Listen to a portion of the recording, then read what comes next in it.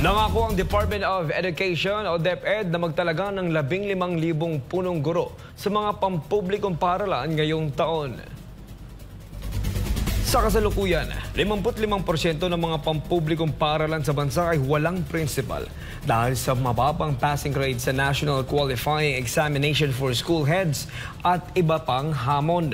Upang matugunan ito, itatalaga ang 7,916 NQESH passers mula 2024 at i-reclassify ang 14,761 head teachers bilang school principal 1. Ayon kay Education Secretary Sonny Angara, agarang kikilos ang DepEd dahil ang mga punong guro ang utak ng mga paaralan.